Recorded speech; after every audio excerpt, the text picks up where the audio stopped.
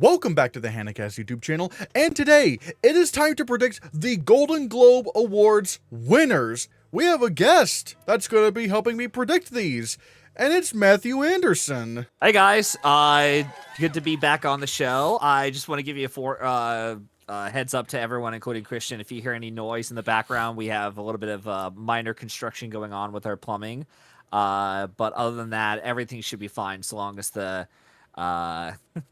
ceilings don't collapse. Just like in If I Had Legs, I Kick You. But other than that, I think we should be fine. So yeah. But other than that, normal stuff going on. So how are you today? Well, I'm feeling a little bit mixed today. I do have a lot of collabs going on. That's great. However, sadly, we're also invading Venezuela, so that's not great. So, yeah, luckily we have the Golden Globes to look forward to. And Golden Globe voting ends today, so whatever the Critics' Choice does, it doesn't really matter. So, yeah. Yes, yeah. So we're literally predicting, just because last year the Golden Globes were the first ones out of the way, right? Yeah. So we're literally predicting. Yeah, so we're literally predicting, just like what we did last year, where it's just like, we're going to predict with just nothing ahead outside of a bunch of critics groups, the Oscar shortlist, and then that's that. We don't even have BAFTA long list yet, which I don't think we did around this time last year, so. And without any further ado, let's just get on with Best Picture Drama. We have Frankenstein, Hamnet, It Was Just an Accident, The Secret Agent, Sentimental Value, and Sinners. I mean, my God. Now, Train Dreams not being in here is a little bit surprising, but because the funny thing is, I did predict correctly The Secret Agent, but I thought that would be in the expense of Frankenstein, because I did not think Frankenstein would be this. Like, even you gotta admit, like, Del Toro getting in a Globes, like that, like the new Globes, is kind of like, huh. Because, like, especially over, like, Josh Safdie and Marty Supreme. Well, I mean, Del Toro is a more recognizable filmmaker and has been working in the industry a lot longer than Josh Safdie has, I would say. I think. I could be wrong. But I think my thing was, like, it feels like the new Globes would like the more art, like, for example, like, they did nominate Jafar Panahi for It Was Just an Accident. Last year, they nominated Payal Kapadia for All We Imagine Is Light over the likes of John M. Chu and Denis Villeneuve. So I just thought Del Toro would be in this, would be like in that group. But no, and granted, we'll talk about director here in a bit, but Frankenstein had a very good showing here. And I will say, yes, it did. And I will say, this is a really hard one to predict because so many of these, maybe the one I would say has the least of an argument might be Frankenstein, but even then it did very well with nominations. But because it is really tough because you got Accident, which is probably the international frontrunner. You got The Secret Agent, which seems like it has a ton of passion going in here, especially with Best Lead Actor, and probably might win.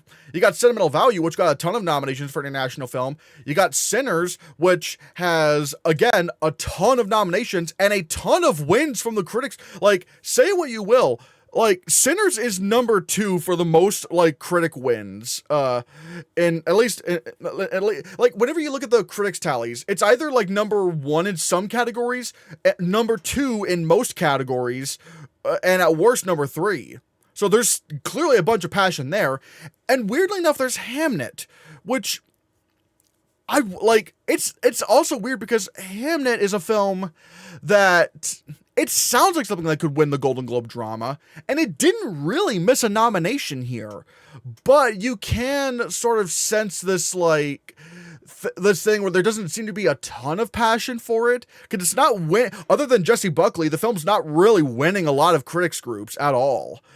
And I don't think it's even won, actually, I'm trying to think if it's even won adapted screenplay anywhere other than like once or something. Actually, has it even? I think it was twice it won at the Women Film Critics Circle and then the Alliance Women Journalists, but that was about it. And I know it's won one Best Picture prize, I think at the Iowa Film Critics place. I could be mistaken, but I know it's won at least one Best Picture prize. And that's about it. But you're right, though. Yeah, like the passion for from the critics' side isn't as strong with Hamnet outside of Buckley, who it's just like between her and Rose Byrne winning those prizes left and right. So yeah, we'll have to see what happens. I will say, I agree with you. This is definitely a very trickier category to predict, unlike last year, where it was very much like, hands down, The Brutalist has this in the bag, no question, moving on, don't even bother second-guessing yourself, because it's just a waste of time. But this category, I think we do need to talk a little bit about this. Maybe not too much, because then we'll just be here forever with this. But I will say out of the two films here, I just don't see potentially winning. I don't think Secret Agent is going to create enough passion right now to win picture. Coming to you from after the Critics' Choice Awards, oh boy, oh howdy, were we wrong. We were wrong. Now it seems like The Secret Agent does have more passion than we thought it did. And so I'll kind of interject here and there when we talk about The Secret Agent, but it has a chance. It has a chance to win Best Picture Drama now. I don't know if it will, but the chance is stronger now than when we recorded it. Here or Frankenstein. Yeah. Because I do see that there is passion for Frankenstein, definitely from the industry itself. And I know industry isn't voting on this. It's a bunch of journalists, I should say. But Secret Agent, I also think, is one where if they were to give that anything, there's two other categories they could potentially give it a Golden Globe to. It Was Just an Accident is still catching a lot of steam from the Cannes Film Festival when it won the Palme d'Or for Neon. Sentimental Value, which I believe has the most nominations here in this category, if I'm not mistaken. Yeah, I'm kind of torn between either Sentimental Value or Hamnet. I think Sinners is still in contention, especially since it's kind of having a moment right now. Yeah, like it is for sure. But I do. Something about the Globes is just really off to me. I know Sinners did really well with the Golden Globes, but I do have a feeling that it might underperform, and I could be wrong because I did say last year, Anora's got the screenplay and lead actress category, and it didn't. But for now, based on where I am with my gut and what I'm seeing here right now, I'll just predict Sentimental Value at the moment. Could totally be wrong, and maybe it is Hamnet to lose for this prize. But I also do think that there are other potential categories, one of which I think is a guaranteed award that Sinners is definitely going to get from the Globes.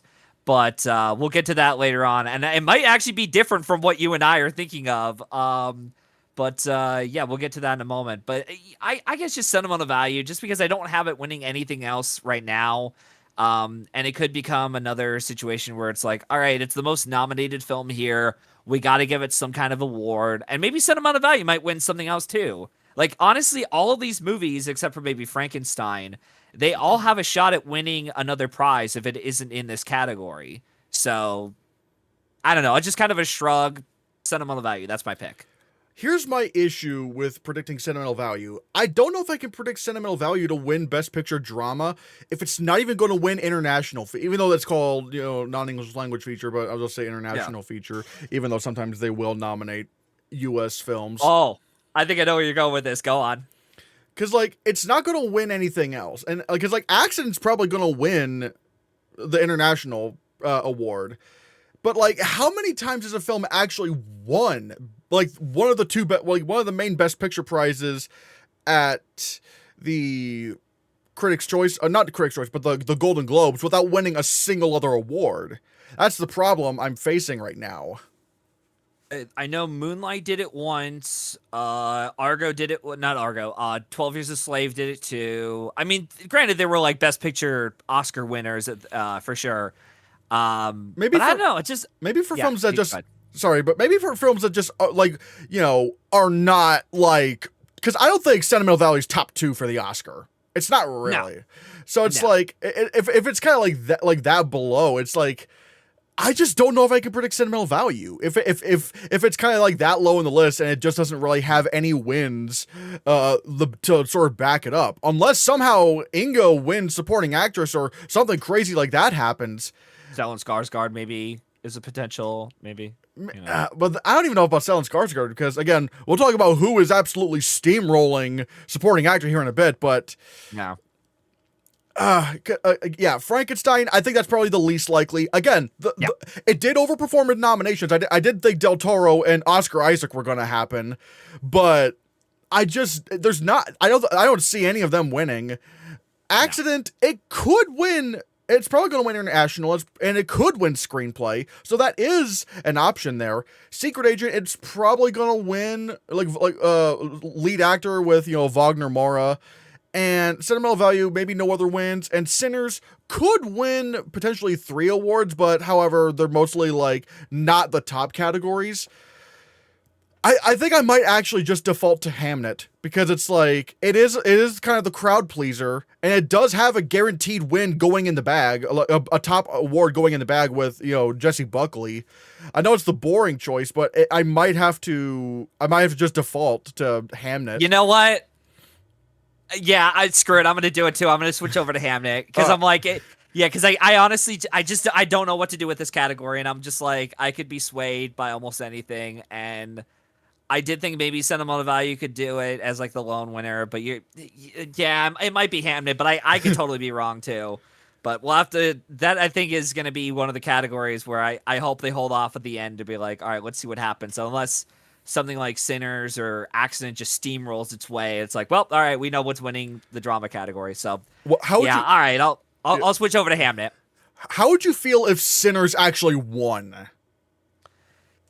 If it managed to win the category, I think, well, the biggest thing would be okay, so I guess I was wrong about doubting this for I remember you didn't even have this. I remember you didn't have this in the top 10 for the longest time. I'm dude, I held off for as long as possible. I was dude, come on. And I should let everyone know I held off on that mainly for 2 reasons. One, I wanted to see how the field was by the time we got to November, December, to see if there's any other surprises that we come along the way, like a Bohemian Rhapsody or a Vice or something that comes along later on in the season that gets a late surge that becomes oh, well, okay, now it's now this isn't going to be the, the guaranteed spot that we thought of back in March or whatever. But the other reason is the fact that I knew when I saw Sinners finally at home that Warner Brothers, I just knew instinctively in my head that no matter how much passion there is going to be for Sinners in the tech categories, I knew it was going to be... I just didn't buy the idea that Warner Brothers was going to push Sinners the most from Warner Brothers, whereas One Battle After Another, which so far is their top priority right now, would be the film to get into those other categories, well, into picture and director at least.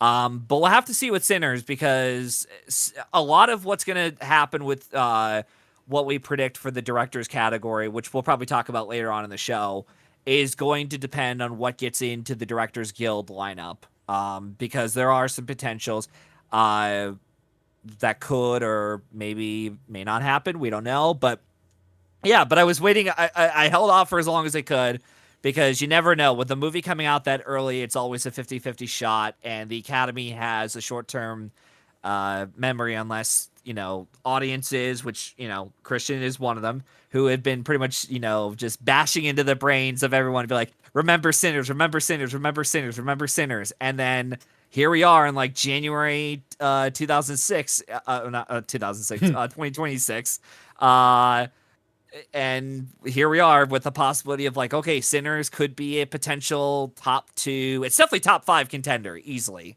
I think at this point you kind of have to say it's right now number 2 with, again, the fact that that it's winning so many awards. And the reason why I just did not doubt Sinners as a top contender is because it was one of the most acclaimed films of the year, period. It had the potential to get nominated for 10, at least the double-digit nominations because of text alone, let alone original screenplay. And not only that, but it made a lot of money. And if you're a film like that has the acclaim, the money, and the relevant themes to back it up, it's At that point it's like Mad Max. It's like Get Out. It's like Black Panther. It's just people are just not going to forget that kind of film come award season. But if Sinners won here, I would seriously look out for the Guild wins. Like I would be like, what's going to happen at PG? Because like it's going to come. Like let's face it, it's going to win Writers Guild. It's going to win Writers Guild original. Pretty easily. Yeah, like there's some competition there, but yeah, Sinners probably has the upper hand likely. So it's got a guaranteed Writers Guild win. And so if it won here, I'd seriously look at PGA and see what they do. Because if they go for Sinners, then it's absolutely going to win SAG. There would be no question about that at that point. So it's like, come on. If it won PGA, you'd have to say it wins SAG Ensemble. You have to say that. You never know. Come on. You're doubting it again. You're doing it again, Matthew. Regardless, I want to see what happens with the Directors Guild, with who else they nominate in that field. And DGA, even if the Oscars don't nominate Coogler, the DGA absolutely will. Well, yeah, no, and I'm not doubting Coogler himself in DGA. Like I'm talking about what I mean by, well, I'll save that for director, so we'll get to that in a moment. All right. And then we get Best Female Actor in a Motion Picture Drama. Jessie Buckley for Hamnet, Jennifer Lawrence for Die My Love, Renate Reinsva for Sentimental Value, Julia Roberts for the Razzie shortlisted After the Hunt, Tessa Thompson for Hedda, and Eva Victor for Sorry Baby. I think if we're predicting Hamnet for Best Picture Drama, this is kind of like the one award it needs to win for that to happen. And I don't really see anything else happening. It's Jessie Buckley. I think it's Tessa Thompson for Hedda. No, I'm kidding. Buckley. Come on. Like, I saw the movie, and as much as I don't know if I shared with you my thoughts on Hamnet. I was not the biggest fan of Nomadland. I didn't understand the hype around it. I was just like, fine, whatever. It's not for me. Whatever, I could live with that. So I went into this one literally opening night. It was like it was a Thursday night because it was the only time I could watch it because of my compressed work schedule. And I came out of it sobbing twice. I cried like a little baby. I did not expect to have that kind of reaction coming out of me, especially for the ending where I was like, whoa, what the hell is going on? Why am I crying again while watching this? But Buckley is fantastic in this film, and she deserves all the awards recognition and flowers she's been getting. She's a fantastic actress that I do think that this is going to be a role that, much like, I know Christian's going to disagree with me here hardly on, I don't know, we'll see.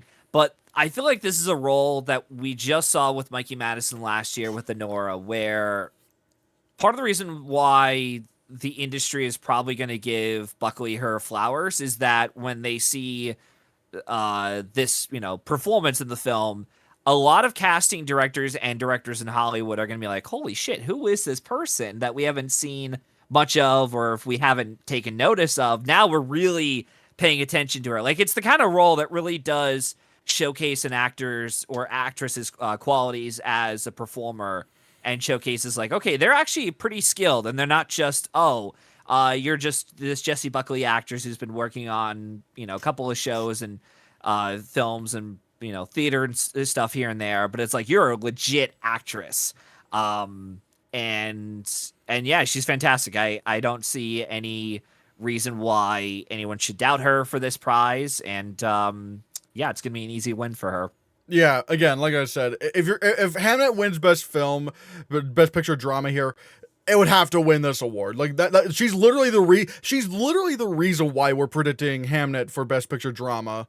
So yeah, it's easily gonna be Jessie Buckley. Then we get Best Actor Drama. Then we have Joel Edgerton for Train Dreams, Oscar Isaac for Frankenstein, Dwayne Johnson for The Smashing Machine, Michael B. Jordan for Sinners, Wagner Moura for The Secret Agent, and Jeremy Allen White from Springsteen, Deliver Me From Nowhere. I'm pretty set in my prediction. I like, it's going to be Wagner Moura. Yep, same here. We just saw this last year too with the Brazilian vote, which I think there's a lot of Brazilians in the Golden Globe voting system. But they're probably going to vote really or push really hard for Wagner Moura. I mean, Fernanda Torres managed to win this category last year, and because of that, it got a lot of eyes on her film. And there's already a lot of eyes on Secret Agent before even the Golden Globes started. Like I started when I saw I can't remember where it was exactly, but as we were going through the season the last month or so, I thought, damn, maybe the Secret Agent could actually get in for Best Picture, and Neon could get more than 2 films. Maybe they can get all 4 or 5. I don't know. But yeah, Wagner Moura, I think he's going to win this. If we're looking at a potential runner-up, maybe Michael B. Jordan in case they just want, if they're swept up by the Sinners praise and love. But outside of him, don't really feel comfortable predicting anyone else. It's going to be Moura. Yeah, I very much agree. Like, yeah, I would say Michael B. Jordan's number 2, especially considering he's right now. I don't think he's going to continue being it, but right now he's the critics' leader for lead actor wins, which is. But I think that says a little bit more about what maybe could happen at Critics' Choice rather than. Here, even though I think Timmy wins Critics' Choice, but Jordan does have a chance over at the Critics' Choice Awards. So, but again, the fact that especially the fact that Secret Agent got picture drama here, and yet I'm Still Here didn't. It's like, Wagner Moore is gonna take it very, very. Well, I don't want to say very easily because again. I think maybe one of the other reasons why I'm not predicting Sinners for like Best Picture or Actor right now is because it didn't completely max out on nominations because Wunmi Masaku did not get into supporting actress. Or Delroy Lindo. Well, to be fair, Delroy Lindo, at least for the most part, has been not really happening, or at least at the start of award season was just not really happening. I am kind of curious. I am curious about SAG because he actually is creeping up in wins. But by the time this was happening, it's like no one was doing the Sinners actors, the supporting actors, I should say. So, so Masaku was really the only one I was like, oh, but yeah, Wagner Moura. Then we get to Best Picture Musical or Comedy. We have Blue Moon, Bugonia, Marty Supreme, No Other Choice, Nouvelle Vogue, and One Battle After Another. No J. Kelly, no Wicked, no Testament to Van Lee. Instead, 2 mid, Richard Linklater films, even though, J. Kelly and Wicked are also kind of mid. So this year was just not very great for comedy musical films, to be honest. Like good God. Nah. But yeah, you know what? I think there's a good chance that maybe No Other Choice can win this because everybody loves this film and it's so acclaimed and it's like, wait, what are you doing? Would you care to tell me what the time is? It's 1:46. No. That's not the code, sir. What time is it? No. Look, no. See, no, I think there's no other choice. No other choice is probably gonna win this. Yeah. Okay. Sure. That's not the code. Yeah. Unlike Anora last year, you cannot stop what is coming. It is one battle after another. This is the most nominated film of the Golden Globes. And yeah, it's kind of, as you said, a very underwhelming lineup. Even if Wicked and J. Kelly got in, it's like they're not winning. If they got in, it would still be a mid category. Yeah, it's like it's all the more reason why One Battle After Another is gonna win this pretty easily. Like we talked about how hard it was for the drama category for picture to be like, what the hell is winning there? Outside of like maybe 1 or 2 films, we're like, it's probably not gonna be that. But this year, it's like, who else is gonna beat One Battle After Another for comedy and musical? Nothing. Maybe Marty Supreme, but that only got 3 nominations for picture, actor, and screenplay. Yeah, exactly. So yeah. Yeah, like One Battle After Another kind of like did about as well as expected, whereas Marty Supreme couldn't even get director or score. So like that was terrible for it.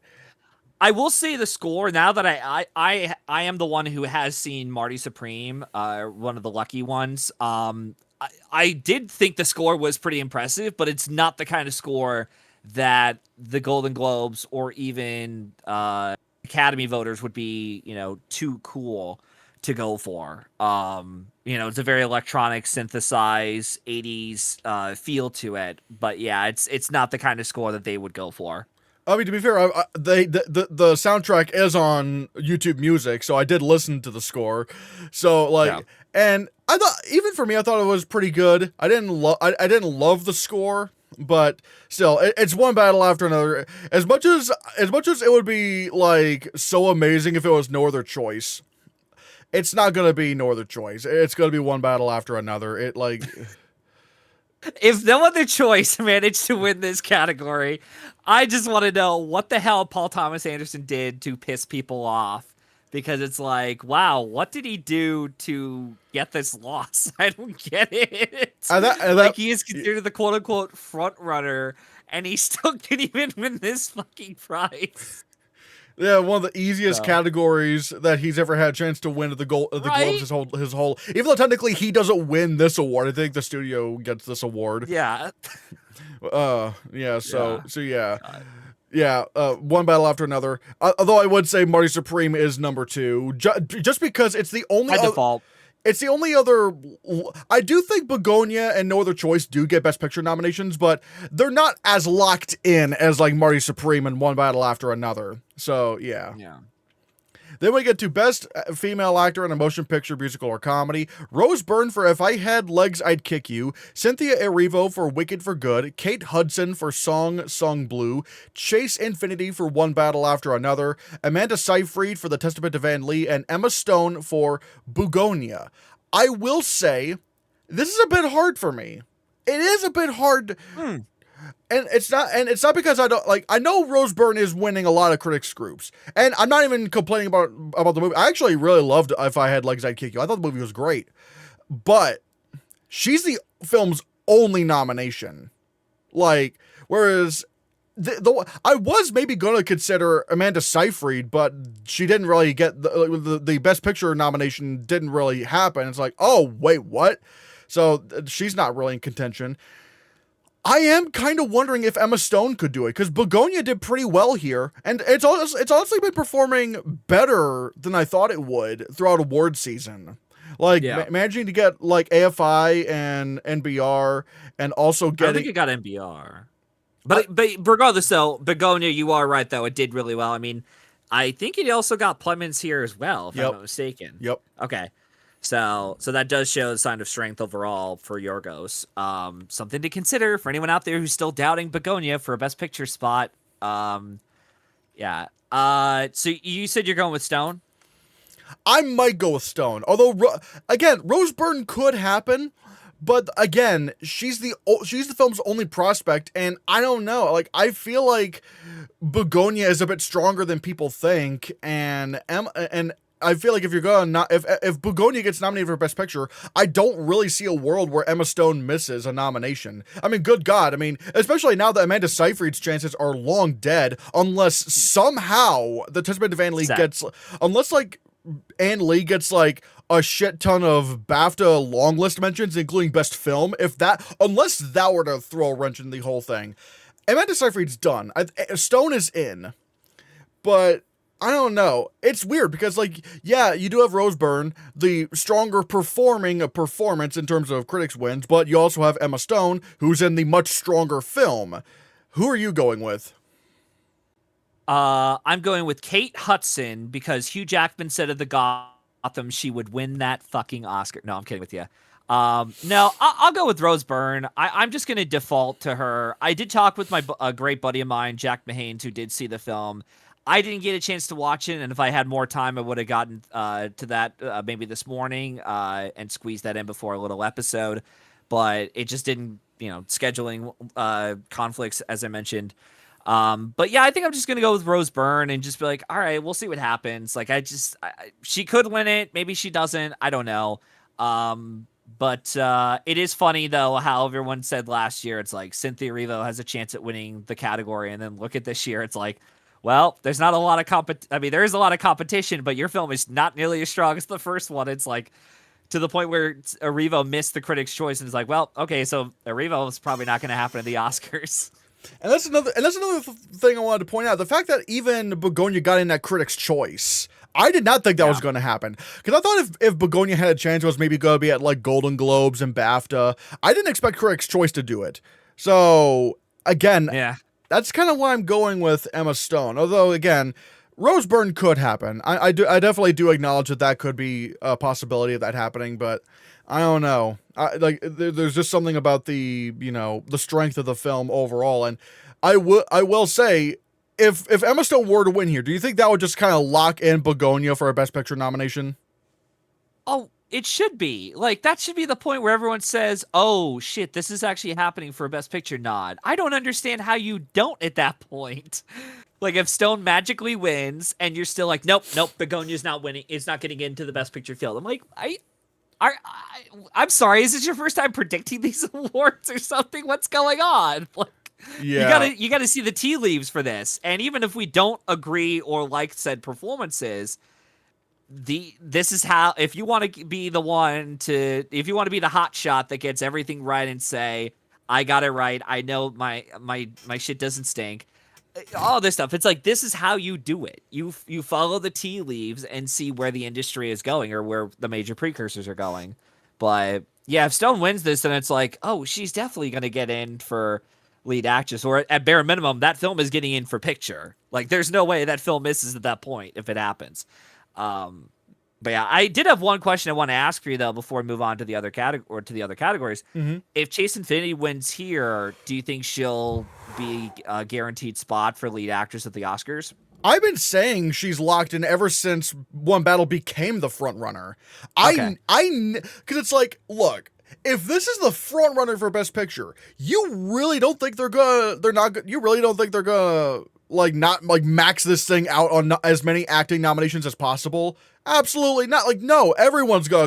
The only one I don't think is gonna happen is Regina Hall, because I just can't imagine a performance like that, with not really anything, just getting in. Yeah. But then again, we'll see what happens at SAG. But even then, I'm still actually kind of more wondering about a Sinners resurgence over at SAG than One Battle. I just kind of think, but still, regardless, Infinity. If this film again, the fact that they put her in lead actress, I think kind of even benefited her for a nomination, because this was not really that competitive like a couple months ago, this category, lead actress. It's and I was still the one doubting Wicked for Good, and well, that prediction came true. So it's yeah, it's like, if even Chase Infinity could get in over Cynthia Erivo at the Critics' Choice, it's like she's locked in for the Oscar nomination at this point. I mean, she's probably not going to win a thing, but she's going to get in. Yeah. Yeah.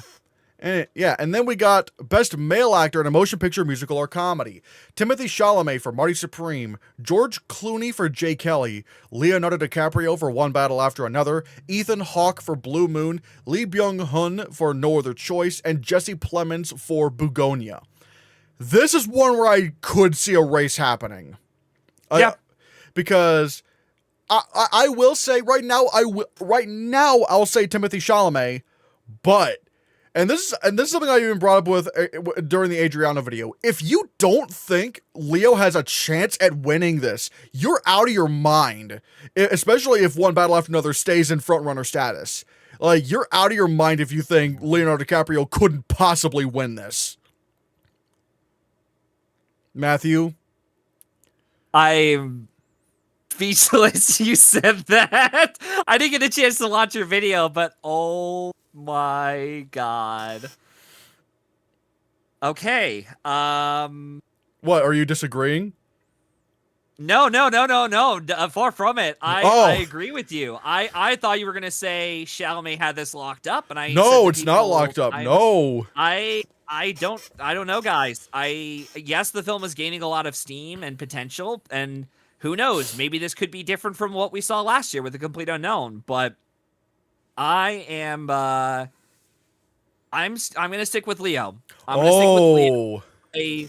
I've been saying this in September. Literally, this could be wrong, okay? And someone could clip this, okay, and use this as a meme. Christian, I give you full permission to clip what I'm about to say. I have said this since September. I think like September 12th, 13th, like days after the embargo dropped with the industry. September 5th. That I see a world right now that Leo could potentially win his second Oscar. And back then, I said the fact that Leo is in a very similar situation he was in with The Revenant, where he was in the strongest film of the lineup. He doesn't, like, outside of Sinners and maybe Hamnet, he doesn't have anyone to challenge for a Best Picture prize, whereas The Revenant year was like Big Short and Spotlight. But regardless, he is technically in the strongest film of the lineup. We know Paul Thomas Anderson has a great shot at winning director, might even win adapted screenplay, and might win picture. We don't know. But I like the other competition he has in the lead actor category, both drama and musical or comedy, is going to be down to who else is there to really compete against him. And I guess what I'm trying to say is that he does have a little bit more competition this time around than he did the first win, but this could be just DiCaprio because of the fact that he is in the stronger film of the lineup. He's one that the older voters, not of the Golden Globes, so I'm talking about the Oscars, of course, where the older voters of the Academy just might, relate to his character a little bit more. They might like the film a bit more. And even though he's not the quote unquote main lead, like this is not a performance like Cillian Murphy in Oppenheimer or even Adrian Brody in The Brutalist, where they are in it the whole way through. They're in it like from literally every frame of the film. But I'm just going to stick with my theory of the strongest film is the one that's going to do it, especially with the Academy voters just becoming more and more lazier, and just check marking boxes of like their favorite film of like, what category is my favorite film in? Is it in casting or editing? And just say, all right, let's check it off. Like they might do that with the Globes and just be like, well, I liked One Battle for picture, and even though I respect what Chalamet's doing, which he does a pretty good job, I'm not gonna lie, in Marty Supreme, and I'm coming as someone who's famously not the biggest fan of Chalamet as a performer, but he is pretty good. I have other issues with Marty Supreme as a whole. And he could win the award here, but I think DiCaprio is probably winning this prize. And I told Jack Mahanes this. I said this to Roberto Ortiz, and I'm saying this once again. I'm not sweating any bullets right now on Chalamet's chances until SAG and BAFTA, because even though the Critics' Choice and Golden Globes are major precursors, they are not voted on by industry people. They could help influence and put focus on, who's in like a potential position to win said prize. But really, it's going to be SAG and BAFTA where we're going to get industry people's opinions and ideas of what they think is the quote unquote best work. So yeah, I'm just going to go with Leo. But Chalamet is probably, he is in second place by default because no one here really has a shot. Maybe Ethan Hawke, I would say, is like third place, but like Plemons, how do you pronounce the guy's name? Lee Byung-hun. Yeah, Lee, I don't know if has a shot at winning here. Clooney's not going to win here. But yeah, it's probably going to be Chalamet, DiCaprio, or Hawke. But right now, I'm just going with DiCaprio just based on what is the stronger film of the lineup. And yeah, so that's that. I will say the Golden Globes, this doesn't always matter because, you look at, last year and Carla Sofia Gascon didn't win lead actress comedy musical for Emilia Perez. So, and Mikey Madison didn't win either, and she ended up winning the Oscar down the road with her film-winning picture. I mean, Honor didn't win jack shit last year either. So that's what I was saying, because like at the Golden Globes, they clearly really loved Emilia Perez. So like by that logic, it would have been Carla that won. But again, I'm not saying Leo can't win down the line. He absolutely can. That's why I'm really looking at. I'm kind of doing the reverse of you. I'm going Chalamet until SAG or back, because if one of and again, Adriano did make this a really good point. if either SAG or BAFTA go, even if it's just one of them goes for DiCaprio, I'm switching to him, because it's like at that point it's like you cannot doubt that at that point. Now again, this does also depend on, again, if One Battle After Another can keep on being the front runner. That is also, because I don't really think Leo I think the only way Leo wins lead actor at the Oscars is if One Battle After Another wins Best Picture. Because like I don't really think because he's kind of coming along for the ride, but if the ride's not there, he's not gonna, if I agree. Yeah.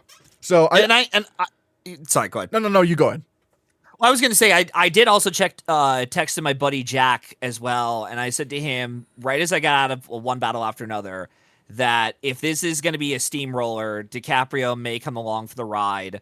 Otherwise, if for some reason DiCaprio were to drop out of this race entirely, or his film is not winning Best Picture, hell, if it magically becomes another Killers of the Flower Moon, where his film is up for picture and director, and he magically misses out on a Best Actor nomination, then I think this is Chalamet's Oscar by default, because there's no one really else there that could challenge him except for maybe Ethan Hawke for Blue Moon, and that's if that film gets more than just actor himself. I mean, yeah, obviously Leo's going to get nominated for the Oscar at this point. There's no way he's not. Yeah, but I right now I'm going for Timmy again, but okay. But there's it's not like I'm saying absolutely no to Leonardo DiCaprio. He could win this, and because there have been people in the comments of my video, and I've been seeing people like on Award Expert users saying there's no way Leo can win this. There's no way. It's like, no way. Like, are you insane? No way. Yeah. But yeah, no, but yeah, again, I'm going Timmy, but I'm keeping my eye out for Leo. Like, he could win this.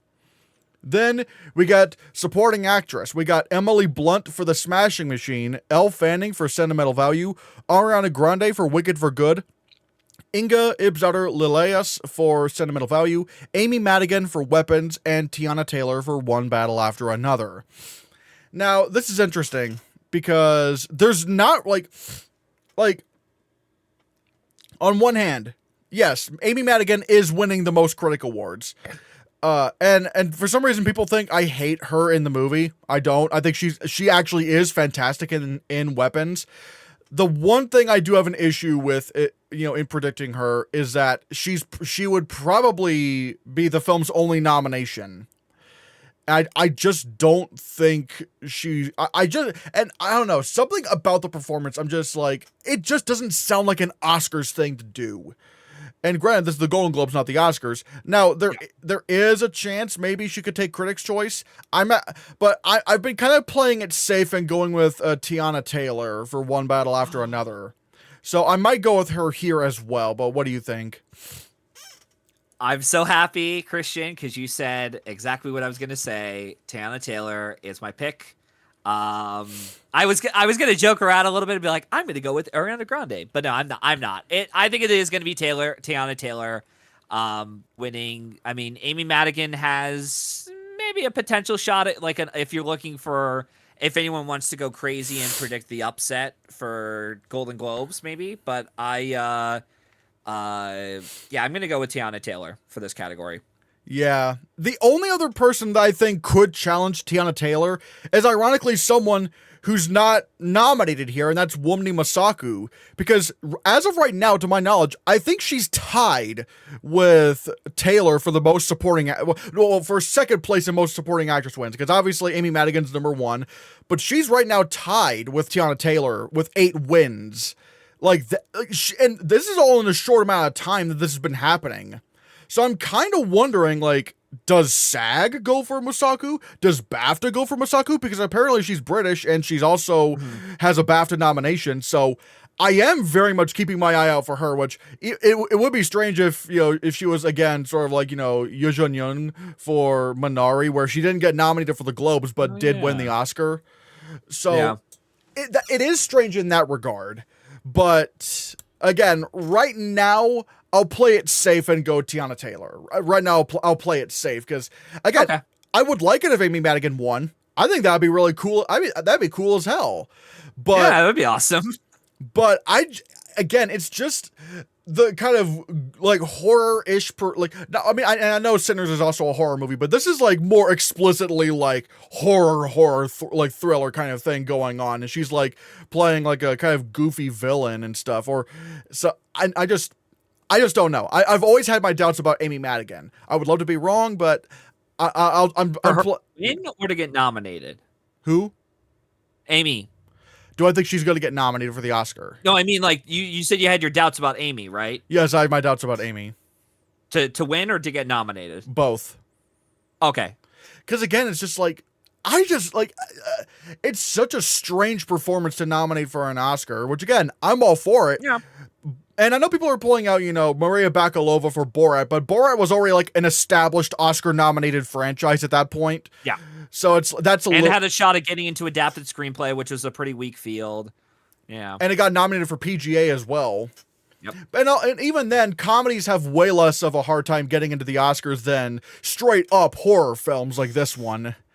Yeah. And again, it's not Sinners, where it's like more of a prestige horror movie. Like, this is more of a straightforward horror movie. So yeah, it is tough. But right now, I'll go Tiana Taylor. I could maybe see a world where Inga wins here. But yeah, and sorry, Ariana stans. The fact that Ariana Grande has barely won anything, yikes! Wow. Yeah, after seeing Wicked for Good, I'm like, yeah, she's not getting in this time. Like, I don't think she's getting into the Oscar 5. I could be wrong, but I'm not holding my breath on that. So it wasn't even when I saw the movie. It's like the moment I saw those reviews, I was like, oh, this film's gonna drop bad. So Josh Parham was right. The sequel the sequels being dropped syndrome is real. So and at least unlike Dune Part 2, at least with Dune Part 2, that film was actually more acclaimed than the first one. So I made more money too. Like what was I think the first one made like $400 million and the second one made 750. Like the reverse of what happened with the Wicked films. And it's like, what the fuck? So yeah. Yeah, rest in peace, Wicked.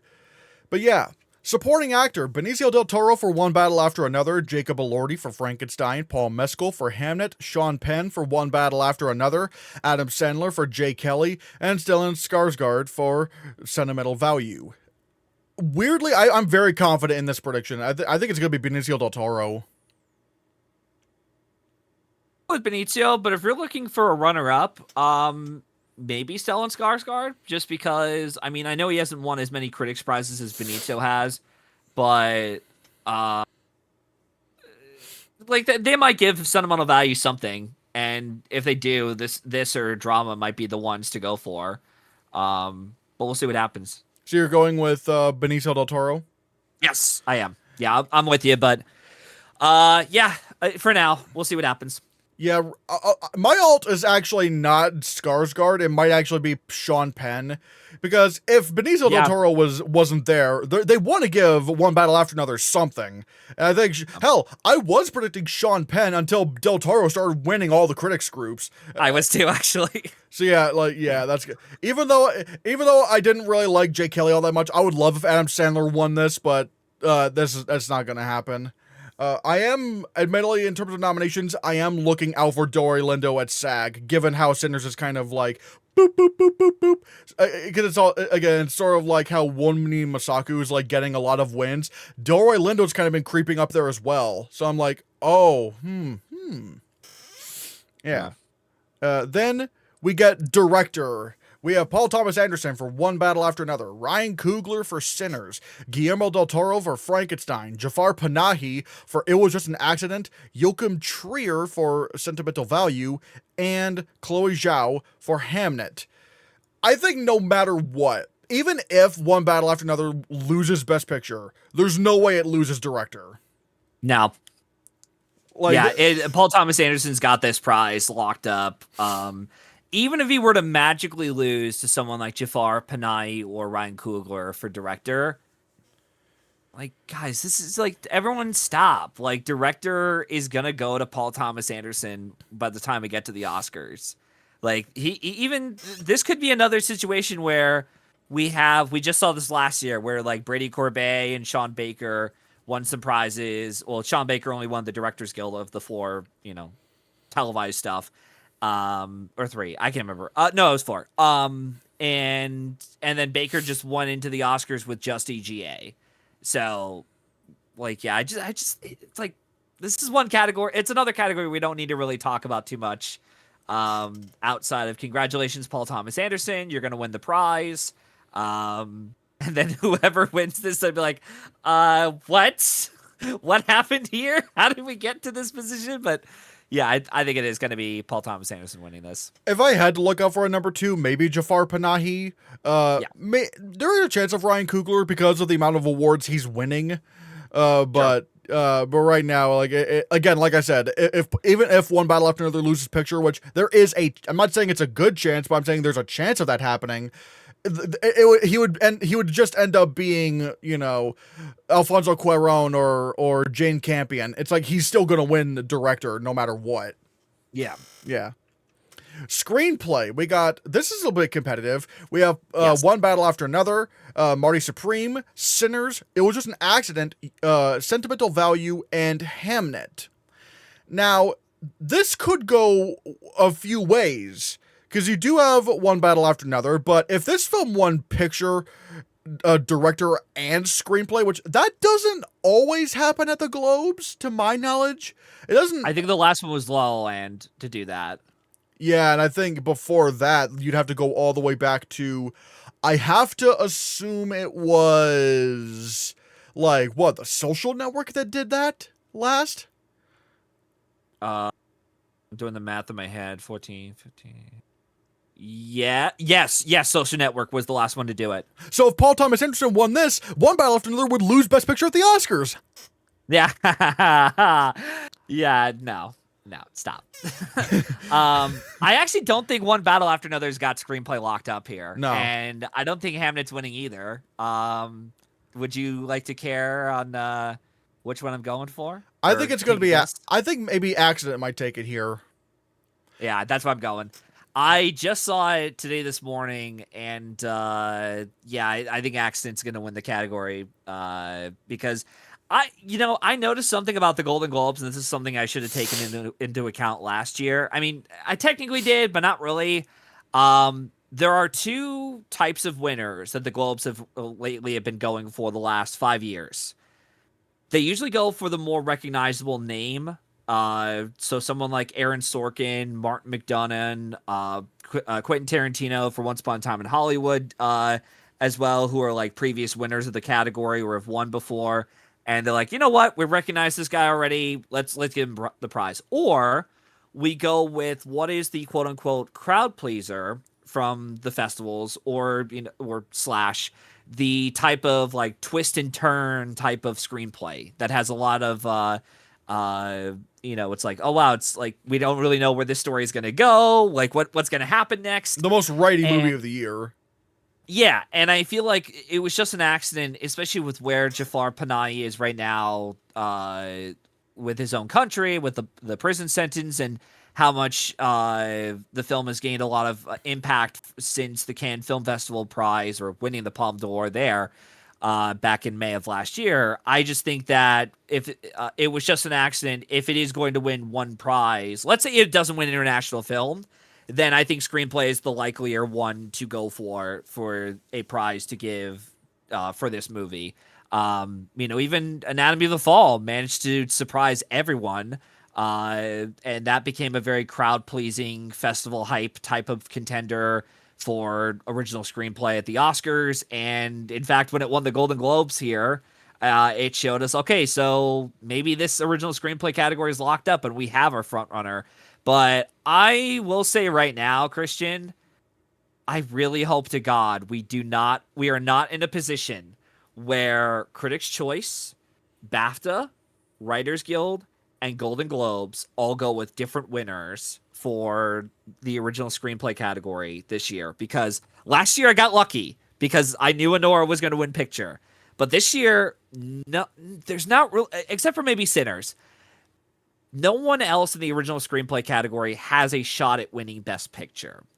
And if we're in that position where one battle after another just steamrolls its way in, just like it's been doing since September with the industry, and Sinners doesn't become that Best Picture top 2 anymore as the months, the next couple months go by, and we don't have a solid frontrunner for original screenplay, and again the precursors just split up and do their own thing, then we kind of just have to roll with the dice on what's going to win the category for if that is the potential outcome. But for now, I'm going to go with Accident as your likelier Golden Globes winner for screenplay. Could be wrong, but that's where I'm at.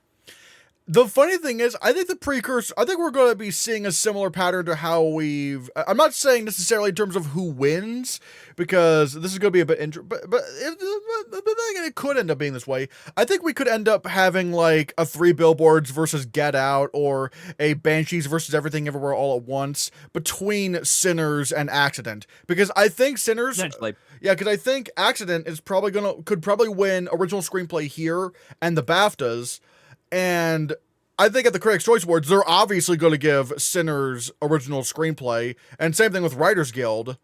So it's like, at that point, like that's going to be like a really deadlocked race as to who's going to win original screenplay. What would you do in that situation?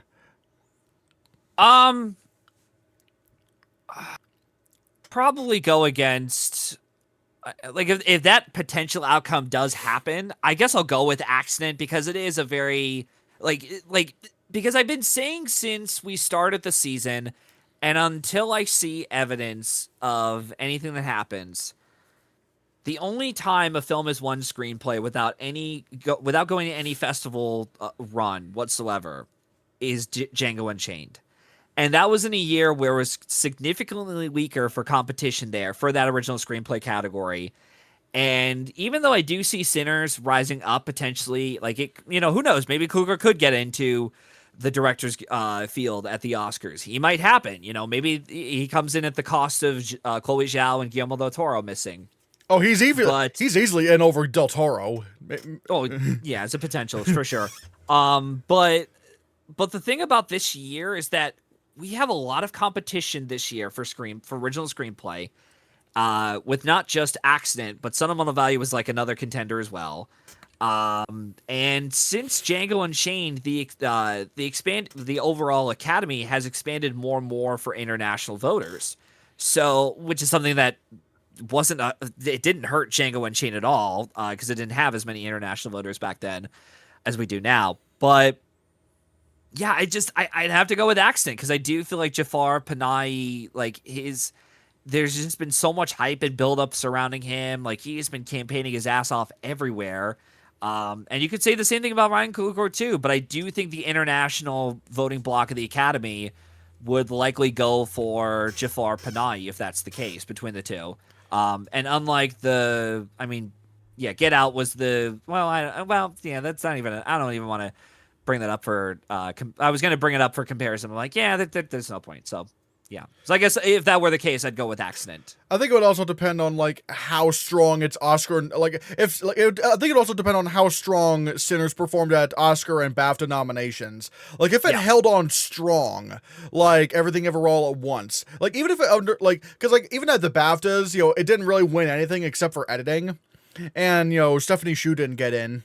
But Everything Ever All at Once still performed about as well, still performed very well, at the BAFTAs.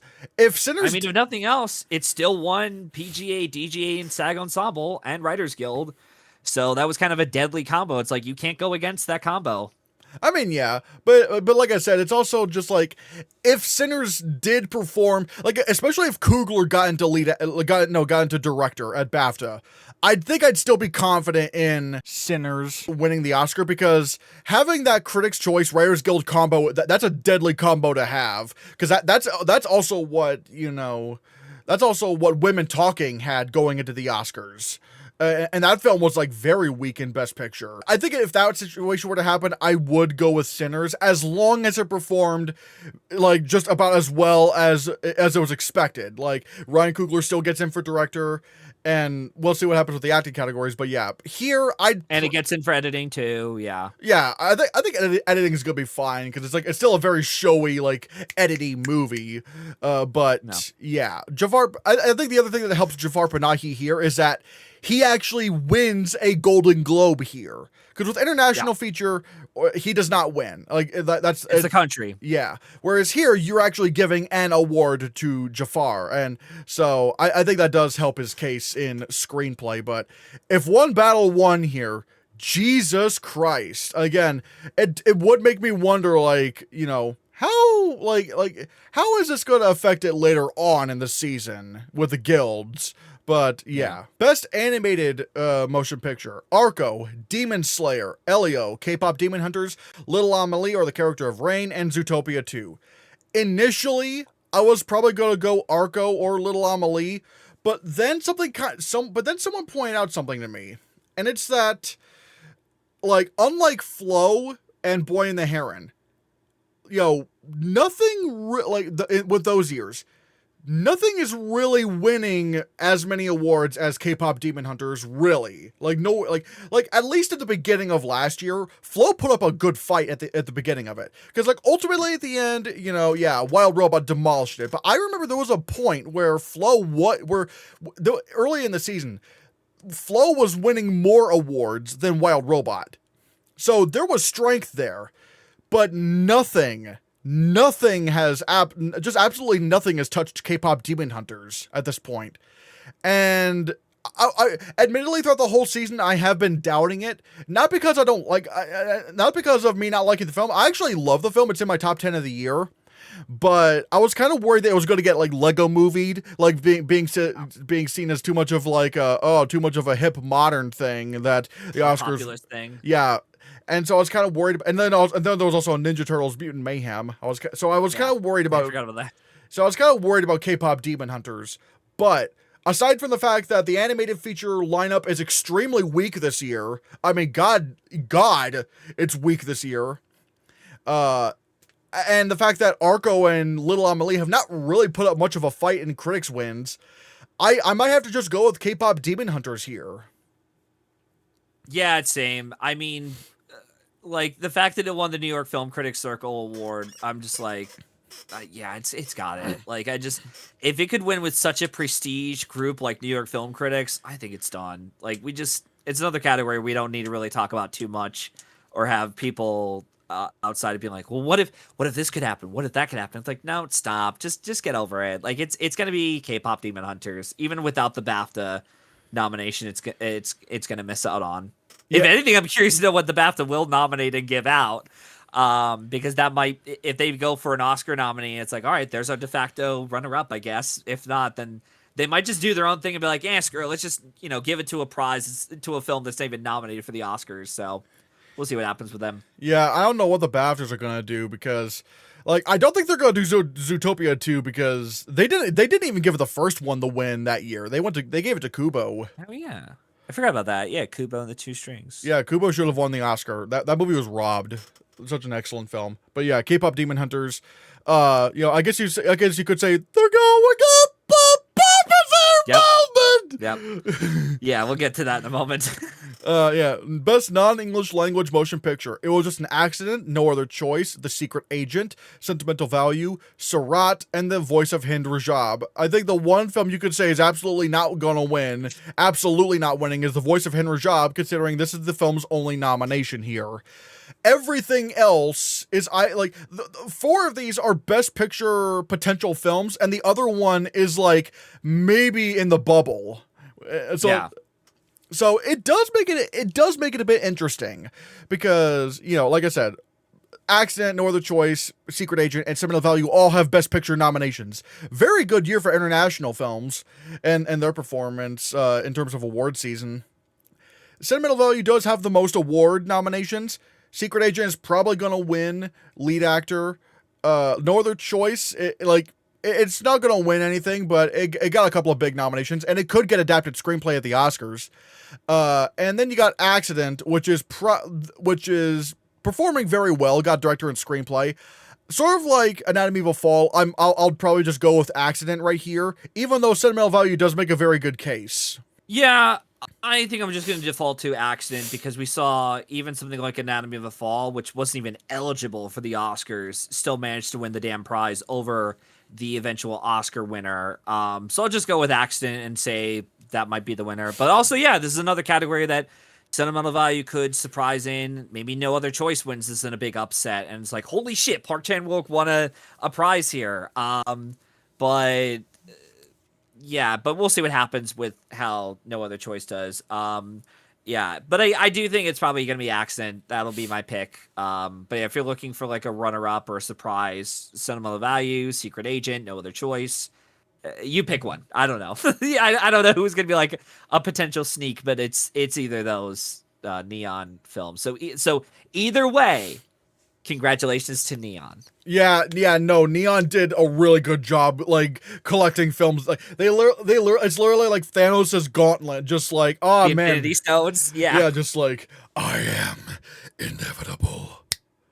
Yeah. So yeah, Um. I Yeah. yeah, I will say, what was I about? Oh yeah, the funny thing is during the Anatomy of a Fall year, I actually predicted Past Lives would win the non-English language film category because it was nominated for picture, director, screenplay, lead. It had the most nominations. Yeah. I thought that was gonna win, and I thought because like Minari won, I was kind of going off of that Yeah. logic, but yeah, It's funny you mentioned that because I actually predicted Past Lives to win screenplay, and I had Anatomy of a Fall at number 2. wait, I was like I was the only person in my circle who had Anatomy of a Fall at number 2 for screenplay. yeah, no, that was like the last option for me. I was like, it's not gonna win. I was like, Yeah. I was just not Man. considering that at all. Yeah, I think I did. I was just like, if there's like an upset, I guess accent for screenplay. I don't know about Oppenheimer or Poor Things. Or Barbie. No, I definitely did not buy Barbie. But anyways, that's a whole other story. Yeah. Hello, it's me again, coming to you from post Critics' Choice Awards wins. And yeah, I don't think Accident's winning non-English language picture anymore. I think it's going to be The Secret Agent. I mean, the fact that the Critics' Choice Awards, the Critics' Choice Awards went with The Secret Agent, and yet the Golden Globes, which have a big like Brazilian voting base, and clearly liked it so much to where they're probably going to give Wagner Moura a Best Drama Actor, and they nominated the film for Best Picture Drama? How does it not win this category at this point? And at this point, how does it not win BAFTA and Oscar? Like, The Secret Agent has, just from that Critics' Choice win alone, has just kind of propelled itself so far up my predictions in quite a few categories. And I think that's really going to show with it winning lead actor drama here and even the non-English language picture category here. I mean, God, like at that point, I'm even considering it to even win Best Picture Drama here at the Globes. Like, The Secret Agent could legit have a really, really good day right now. Like, good lord. Anyways, back to the show. Best score, Frankenstein, Sinners, One Battle After Another, Surat, Hamnet, and F1. Crazy, like, seeing Surat here. Like, God, wow, that was crazy. I initially, at the start of award, initially, you know, when, like, before award season started, I was concerned. I was worried that Johnny Greenwood and his fuck-ass piano keys that did not match the tone of the movie at all was going to start winning. I hated the score in that film. I love that score. I thought that was great. I love that. But guess who's collecting all those wins? It's Ludwig Göransson. Hell yeah, he's coming for Oscar number 3, and I'm all here for it. Woo! Let's go!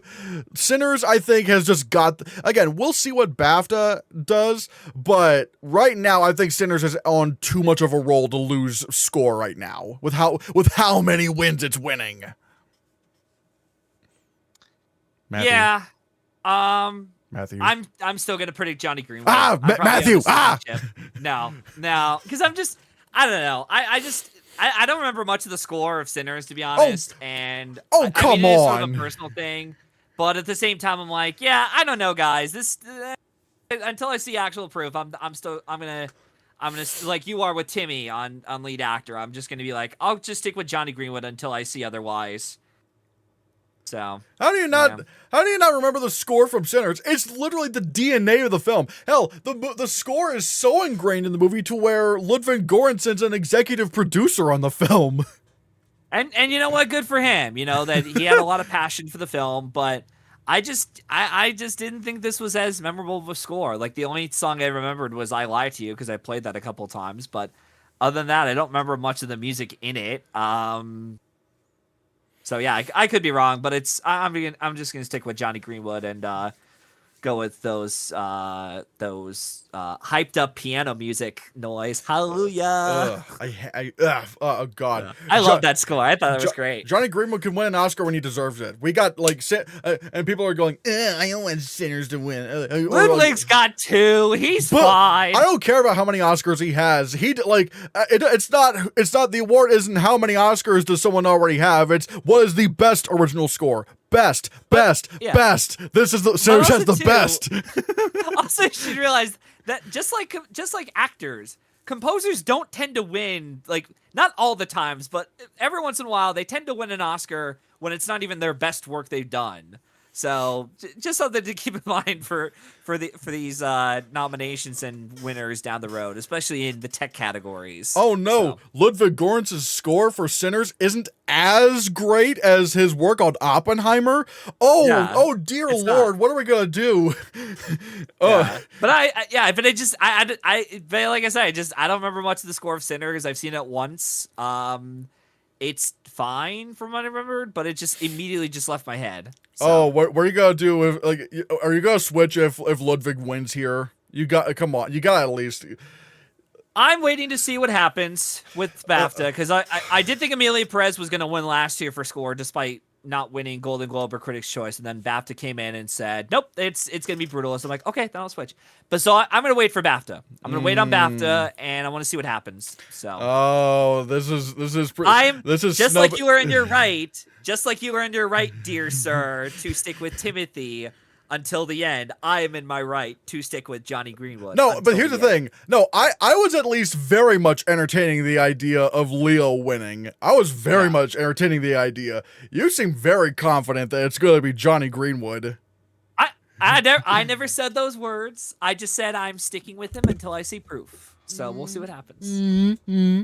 Best original song, Dream as One from Avatar, Fire and Ash. A surprisingly very good song that I listened to. Golden from K-Pop Demon Hunters, peak. I Lied to You from Sinners, peak. No Place Like Home from Wicked for Good, mid. The Girl in the Bubble from Wicked for Good, mid. And then Train Dreams from Train Dreams, which is I liked it. I liked it. But I'm gonna do it again. I think it's I Lied to You, because that is the scene of the year. I do get that Golden is like nominated for best song at the Grammys and whatnot, but if we're talking about the scene, I'm not even saying I wouldn't even necessarily be upset if K-Pop Demon Hunters won, but I Lied to You kind of, like, that whole scene is kind of all encapsulating why Sinners is so strong in Best Picture. And I feel like that attachment to the scene is just like, I feel like people are underestimating I Lied to You. Especially if Sinners is this close to Best Picture. Yeah, it's possible. But I'm going to go with Golden because since I've worked in my deli for the last 3 months, I have heard that song non-fucking stop. Gotta be Golden. Yeah, I do think Golden has reached the I don't think it's going to be another one of those, it's just a pop songs and it's playing on the radio just because, like, I think this is in the same, not as quite as high as these songs, but it's definitely become synonymous with the public in the same way as, like, My Heart Will Go On or Shallow. Yeah, yes, or I understand the Titanic song. I understand the Titanic song was a lot more popular and a lot more lasting power on the public. But the fact that, like, what really sold me on Golden winning the song was SNL when they had some guest on. I can't remember his name for the life of me, but was it Bad Bunny? I think he was on, and they were talking about, oh yeah, I saw One Battle After Another, great movie, but I also love K-pop Demon Hunters, and the audience just went into such a big applause to where they ended the whole skit with like a live performance for Golden, and I'm just like, oh, this audience is like really fucking into it. And I think it showed up at like what, the Christmas parade or the Thanksgiving parade Yeah, too. the Thanksgiving they had a parade. presentation. Okay. And I'm just like, this is not going away. Like, yes, I Lied to You is one of the scenes of the year to a lot of people, but I just feel that Golden does feel like the kind of song, like, with its popularity increased, every day has gone by, and the more and more I hear that song, it's almost like my brain is telling me, predict Golden. Do not stop unless you see proof that it's losing. And yeah, it could be Golden. Maybe I'm wrong, but yeah, I'm just gonna go with Golden for best song here. Again, I do think Golden has a shot, and again, on paper, it is like the song of the year. Like but it really is like especially when we're talking about the movie songs, like the song that really just kind of represents the film as a whole. And again, the one that really is like really tied into the film the most, I would say, is "I Lied to You." And again, like that whole scene is like just absolute magic. So I will go with "I Lied to You." And again, if Sinners wants to win, is as big of a Best Picture contender as I think it is, and that it maybe, we'll have to see how the guilds do. Like if it could maybe rebound in winning conversation for Best Picture, I feel like "I Lied to You" would have to be part of that package. I think it would have to be, yeah. So. Yeah. Yeah, and so I will go with "I Lied to You," but I will keep an eye out for Golden.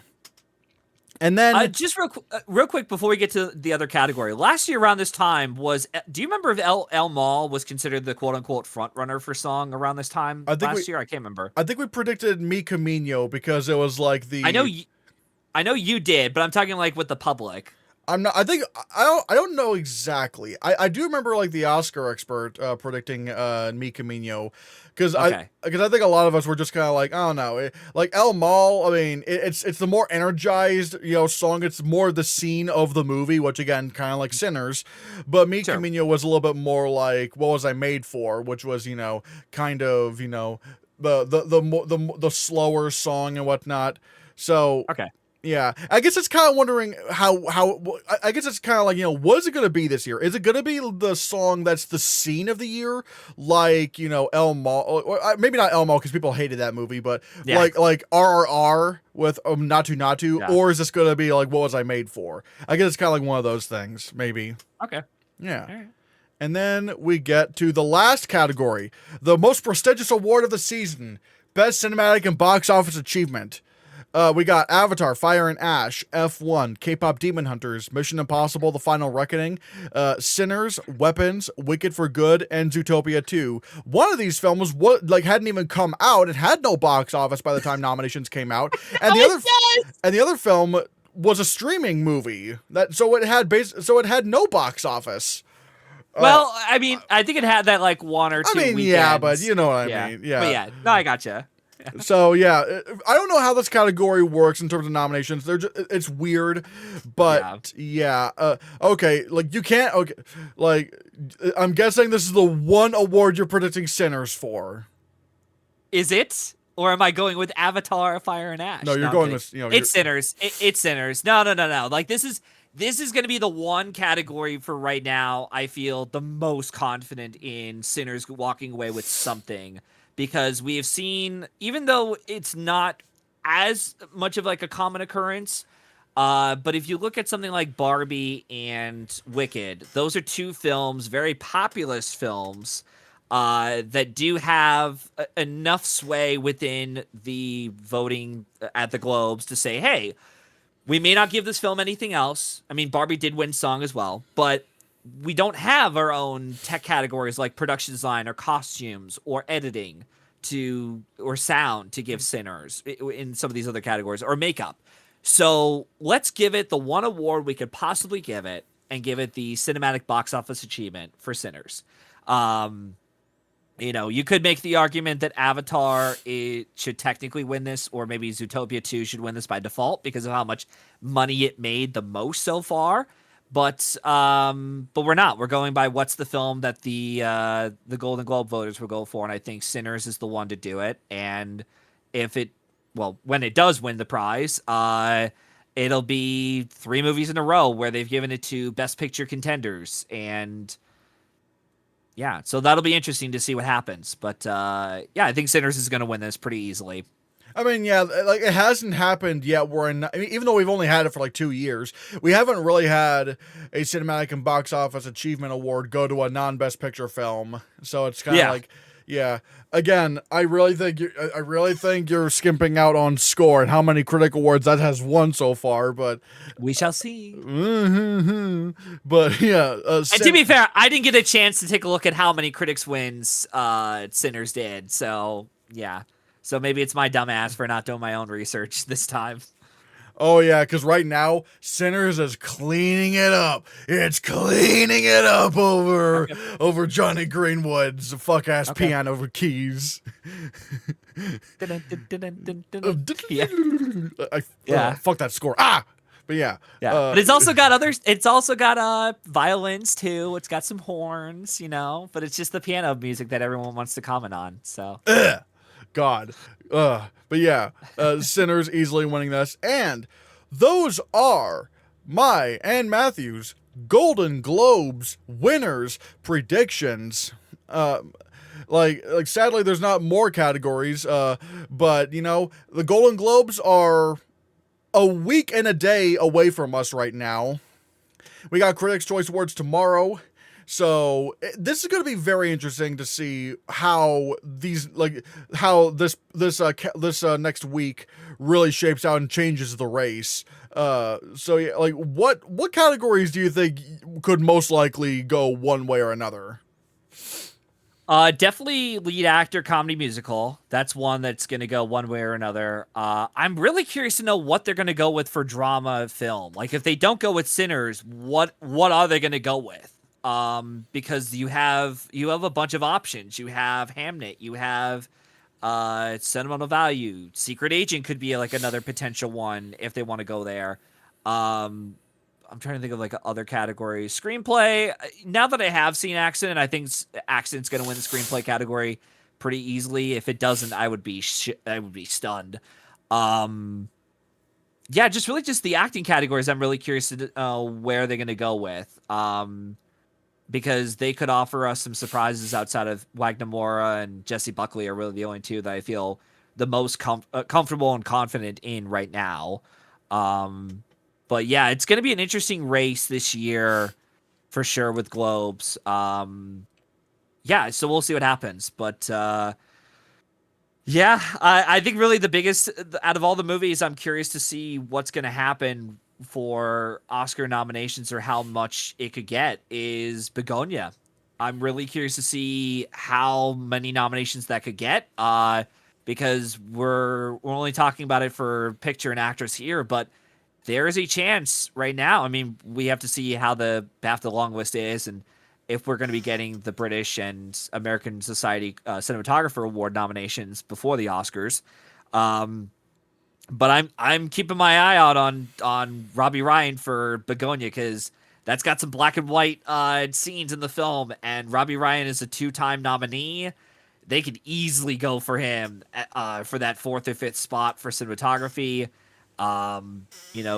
Jerskin Fredericks, who's the composer on the film too. He's another potential surprise nominee on Oscar nomination morning. I wouldn't. All I will say is that I don't think some of these tech categories are as guaranteed as some are led to believe. Like we are going to get some surprises. We saw some last year, and saw some the year before, and I think we're gonna get another set of surprises this year, even in the director category. Like that's another category where it's like, until we see what the DGA lineup is, and what the BAFTA long list is, we don't really have a guaranteed top 5. I mean, not that we ever did last year either, but it is going to be one of those things where without Writers Guild, without BAFTA nominations, without Editors Guild nominations, like, we're going to go in with literally a wing and a prayer while blindfolded, which is going to become one of the more very stressful things for us predictors, especially if we want to show how much we're right about our egos. And hey, some egos, not eagles, but some egos will be demolished on Oscar nomination morning, and some will be showing us, hey, I was right, I called it, wow, that this happened or whatever. So we'll see what happens.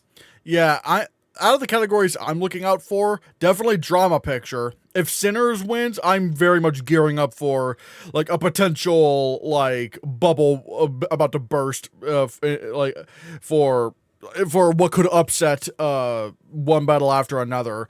And then there's also, honestly, I'm very much looking into who's going to win supporting actress, because that category is like really like, because if Amy Madigan takes Critics' Choice and Golden Globe, I think it's kind of done. She is getting nominated. Yeah. And obviously song is one that I'm really looking out for. Screenplay is one I'm really looking out for.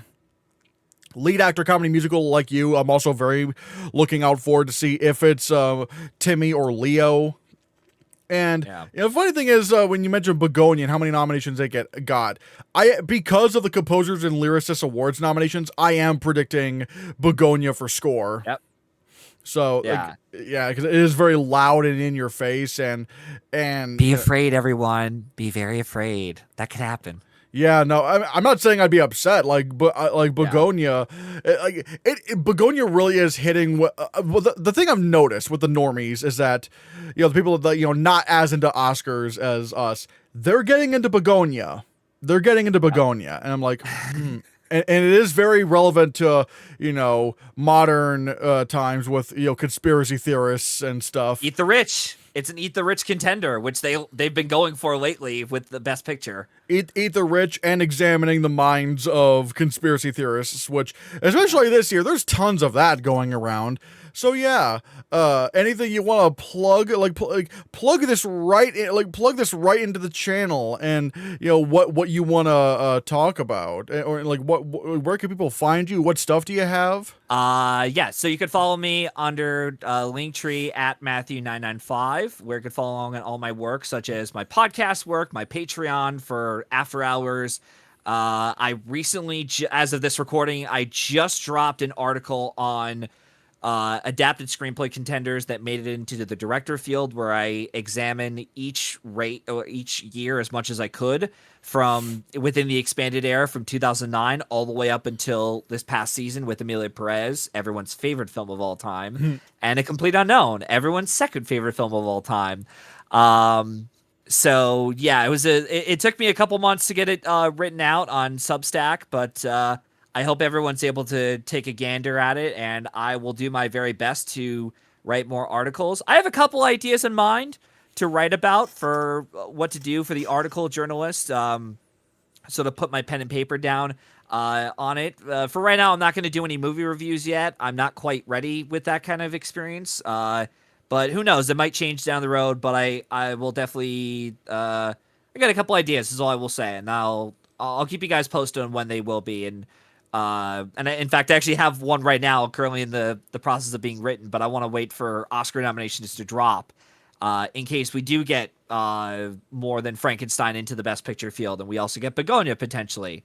So we'll see what happens. Yeah. But and like I said, guys, if you want to follow Matthew Anderson, that's where you can find him. And so now I'm going to pass the question off to you. What are your Golden Globes winners' predictions? Let me know in the comments below what you think. And be sure you hit that subscribe button, because if you don't, I'm going to call the Christmas adventures on you guys.